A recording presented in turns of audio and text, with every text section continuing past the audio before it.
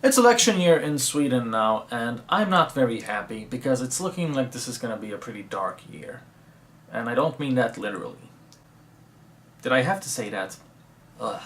What I mean is, it seems like the information war will be taken to new levels. Just recently, our head of public service media said that she wishes Google and Facebook will take action so that the public isn't exposed to fake news during this election. Essentially, she's just asking them to censor alternative media and people like me on their platform. And we've seen a good bit of that already. YouTube has blocked me from the trending page, which keeps me from reaching new audiences. And I'm getting banned on Facebook for just about anything these days, so it wouldn't surprise me if YouTube and Facebook became even worse this year. Of course, this doesn't mean that it's all hopeless. There are ways to get around this. For example, if one of my videos gets taken down on YouTube or Facebook, I want you to upload it again. On your own page, your own channel, post it in big groups, just spread that shit around as much as you can. Just make sure to include the link to my channel in the video description so people can get more red-pilling content, and spread that shit around and post it around in big Facebook groups and just spread that shit anywhere you can. That's the way we strike back against censorship. It's like those videos that got in limited state. They got even more views than if they wouldn't have been censored, just because people were linking them around and talking about them so much. And since they want to censor us online, we need to get more active in real life. There are very simple things each and every one of us can do on our own wherever we are. Just think about the fact that just one person can set up flyers all across their city and make sure that hundreds, maybe thousands of people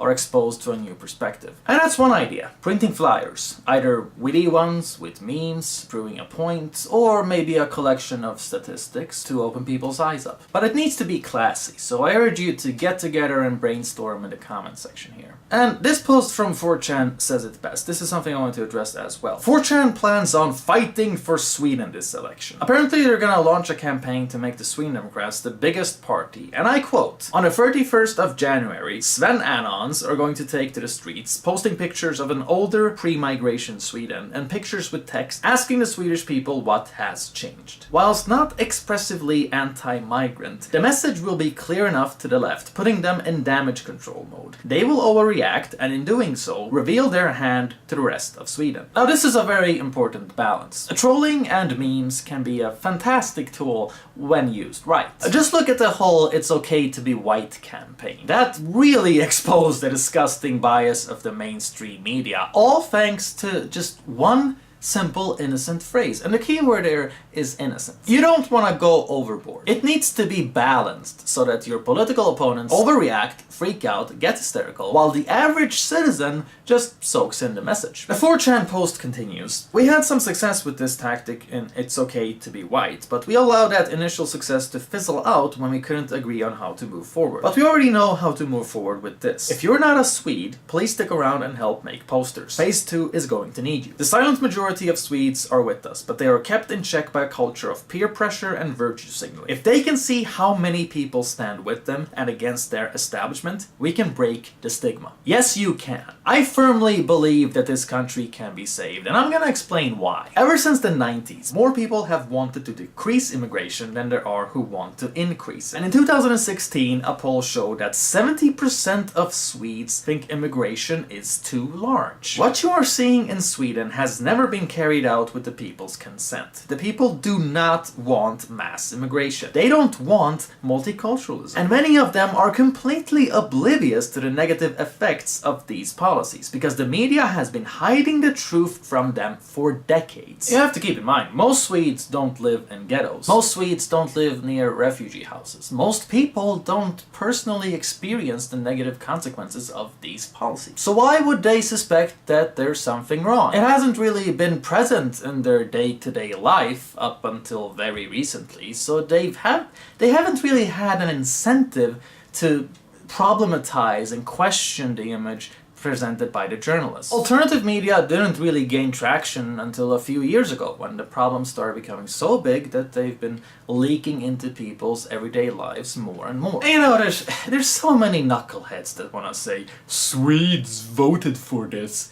No, they didn't. The media covered up the negative effects from them and aggressively campaigned to spread lies and make them think the opposite, with appeal to authority articles like this one, claiming that immigration has made Sweden 900 billion in profit. That's the type of crazy lies that the media have been pushing. Or what about that time that public service media, along with numerous other outlets, said that the migrant crisis is a huge import of highly educated engineers and doctors. Not to mention that it's not just about what you say, it's also about what you don't say. And they've basically just avoided to report on immigrant-related crime, or the fact that it's immigrants committing this crime. Put simply, the Swedish people got duped and had no idea what they were voting for. And those who have finally realized what they voted for aren't gonna go back to the Social Democrats. They're not going back to the moderate party. They're going for the Sweden Democrats. And many of them don't even like the Sweden Democrats. But they realize now that it's basically the only way they have of protesting what's been going on. And so they should. The Sweden Democrats are even the third biggest party amongst immigrants themselves. This says it all. This is not about racism. It's about rejecting the suicidal insanity of both the right and the left. They try to make us believe that the Sweden Democrats are a big threat to this country's future. But the real threat towards our future has been in power the past 20 years. Just think about it. What's actually been happening while the good anti-racists were allowed to decide all these years? More ghettos, more violence, more rapes, more riots, less safety, a police force in crisis, dysfunctional hospitals, and dismantled welfare. That's what's happened while the good guys were in charge. So honestly, how much worse could it possibly get with a party that predicted all of these problems before everyone else and made sure to warn about them even if it made them hated by everyone, because that's how much they cared about this country. I mean, let's just be honest. The Sweden Democrats aren't about ethnic cleansing. They're not gonna deport well-integrated immigrants who have jobs. That's seriously what a lot of Swedish people believe. All thanks to the media. But in reality, all the Sweden Democrats really have been saying all these years is that Sweden should be more like Denmark, Norway, and Finland. That's the type of migration policy that they have been advocating. And those countries haven't exactly turned into the Third Reich yet, now have they? And I just think it's kind of funny how people are scared that the Sweden Democrats are gonna deport even assimilated immigrants who have jobs, when that's exactly what the left has been doing for the past years. There's so many cases of immigrants who learn the language, doing good for themselves, having a job, paying taxes, and they just get deported for ridiculous bureaucratic technicalities, while rapists are getting residence permits. Our immigration policy could not possibly get any more unfair and shitty than what it is right now. And you're scared of the Sweden Democrats? Seriously? You're scared of them kicking out assimilated immigrants? The left is already doing that! Now, I completely understand if you don't think that the Sweden Democrats are perfect or even appropriate to lead Sweden in the long run. I personally agree with that myself.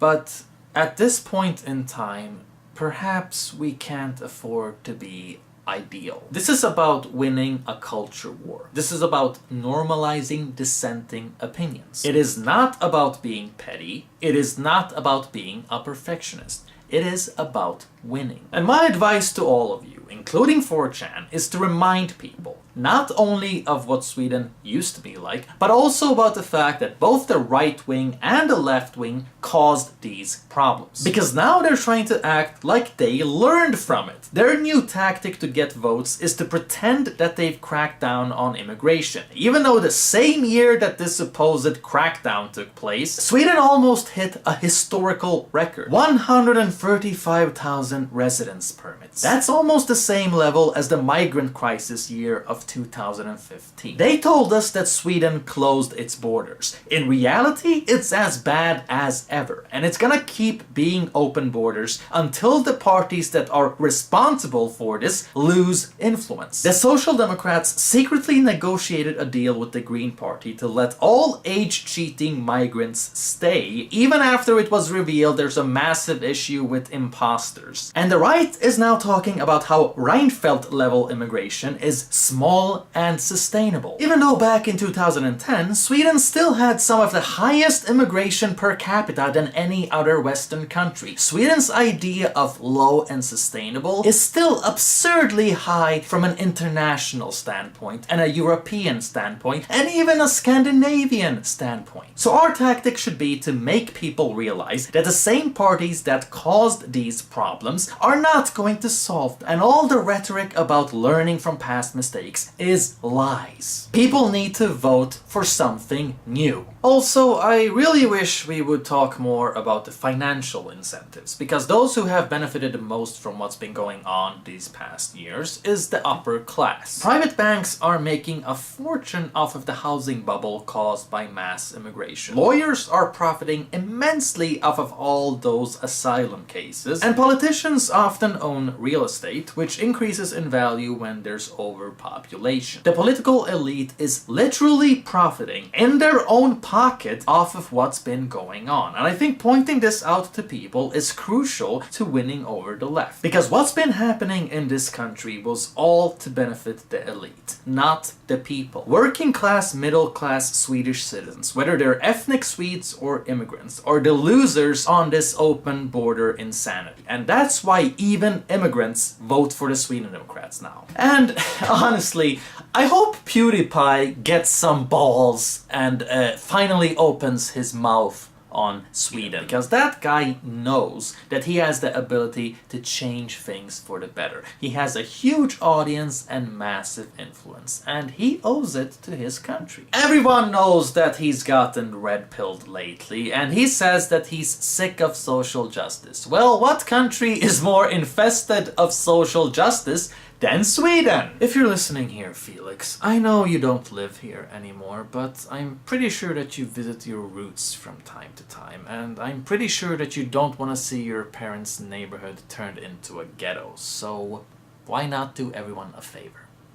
I'm just saying. Last, but certainly not least, it is very important that you, uncompelled by anyone else, care enough to look up information on your own. Remember to visit YouTube channels and Facebook pages that you like, even when you don't get notifications or see any uploads from them. Because as I have described many times before, neither YouTube nor Facebook notifies my subscribers and followers when I upload new material. Because these sites are shit! And their algorithms are shit. It's really up to you to stay informed now, so make sure to voluntarily visit channels and pages, add them to your bookmarks, do whatever, nigga. And it's very important that you dare to speak, dare to debate, dare to say the truth and spread uncomfortable facts to everyone around you, whether it's your school, your workplace, whatever social circle. Because few things are more powerful than word of mouth. I can't tell you the amount of time that my life has changed and my perspective has changed thanks to conversations with other people. So it's very important that you dare tell the truth and inform those around you as well. Don't just share a video, talk to people. So dare to debate and stop being scared of the consequences. There are way more important things in life than keeping a job you hate and getting approval from people who don't respect you anyway. This country is going to shit, and you're not gonna get any amount of chances to turn this development back around. So start sharing those facts and get the meme magic going. Pop!